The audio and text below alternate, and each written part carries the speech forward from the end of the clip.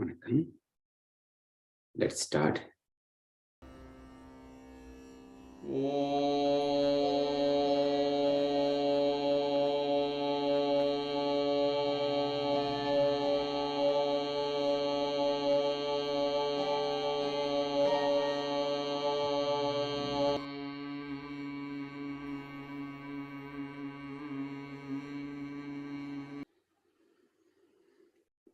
தெளிவு குருவின் திருமேனி காண்டல், தெளிவு குருவின் திருநாமஞ்செப்பல், தெளிவு குருவின் திருவார்த்தை கேட்டல், தெளிவு குரு உரு சிந்தித்ததானே.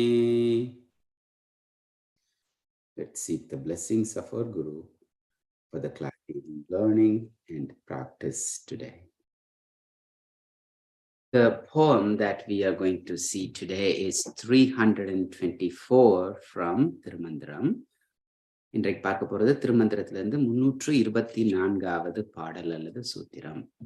கழுநீர் பசுப்பெரின் கயந்தொரும் தேரா, கழுநீர் விடாய்த்து தங்காயம் சுருக்கும், முழு நீர் கள்ளுண்போர் முறைமை அகன்றோர், செழுநீர் Sivanthan Sivananda தேரலே.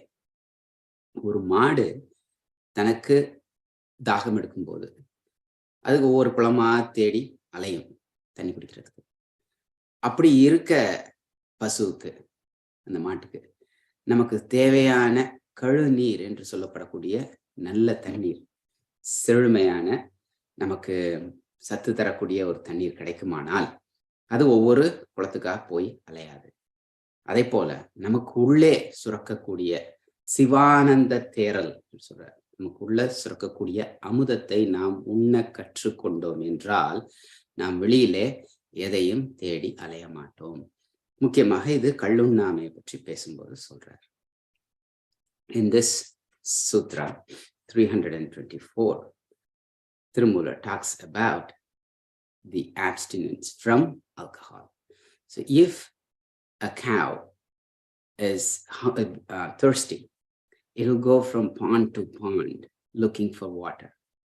But if the cow gets some good, nutritious water from a home normally, then it will be enjoying it. It will not be roaming from pond to pond. In the same way, if we are able to find the nectar within us that can be done through the practice of pranayama, through devotion, any type of practice that you follow, if you're able to stimulate that within yourself, then you will not look for other things. So especially he's talking about alcohol. So finding the source of nectar within ourselves and following a practice that can stimulate it can help us to be content with ourselves. நமக்குள்ள இருக்கத நாம் சுரக்க கற்றுக்கொண்டோம் என்றால், சுரக்க வைக்க கற்றுக்கொண்டோம் என்றால் நாம் வெளியில தேடி அலைய வேண்டியது இல்லை. அதுக்கு பிராணாயாமம் மிகச்சிறந்த ஒரு உபாயம். இன்றைக்கு நம்ம பார்க்க போற பயிற்சி திருமூலர் பிராணாயாமம். இந்த பயிற்சியில மூச்சை இடது நாசி வழியாக 2 எண்ணிக்கைக்கு இழுக்க போறோம். அந்த 2 எண்ணிக்கையும் ஒரு மந்திரமாக இருக்கலாம். ஓம் நம சிவாய, ஓம் நம சிவாய, இல்ல உங்களுக்கு பிடித்த அல்லேலூயா, அல்லாஹ் அக்பர், I am powerful, I am beautiful. Those can be powerful chants too. So use that chant as a way of counting your inhalation, hold, and exhalation. When you inhale, you repeat that 2 times, all in your head, and hold it for 8 counts, and exhale through the right nostril for 4 counts. Let me show one, starting with inhalation.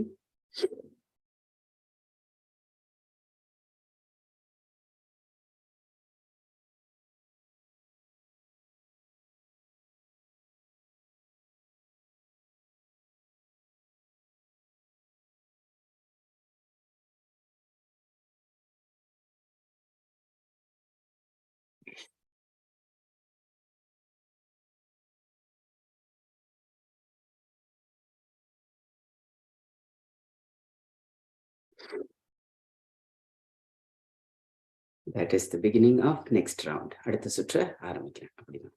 So இதுல முக்கியமானது நல்ல மூச்சை 4 எண்ணிக்கையில வரும்போது அந்த மூச்சை நல்லா வெளியில விட்டுருக்கணும். 4 சொல்றதுக்குள்ள நீங்க நல்லா மூச்சை வெளியில விட்டுருந்தீங்கன்னா உங்களால இழுக்க முடியும், அடக்க முடியும், சுலபமாக அந்த பயிற்சியை செய்ய முடியும். The most important thing in this exercise is to breathe out completely in 4 counts of it during exhalation. Once you create that complete exhalation, you will be able to inhale, hold the breath easily, and then continue the exercise. இந்த பயிற்சியை நீங்க 3 நேரம் செய்யலாம். செய்யும்போது ஒவ்வொரு முறையும் குறைந்தது 10 நிமிடங்களாவது செய்யணும். இந்த பயிற்சியில மிக முக்கியமான ஒரு பலன் என்னன்னு கேட்டா, இது நம்முடைய இரத்த ஓட்டத்தை நன்றாக மேம்படுத்தும். The name of this exercise is Tirumular Pranayama. Yes, we always breathe in through the left and breathe out through the right. உள்ளம் பெருங்கோயில் ஊனுடம்பாலயம் வள்ளல் பிரானார்க்கு வாய்கோபுர வாசல் தெள்ளத் தெளிந்தார்க்கு சீவன் சிவலிங்கம் கள்ளப்புலனைந்தும் காளாமணி விளக்கே. Thank you. நன்றி, வணக்கம்.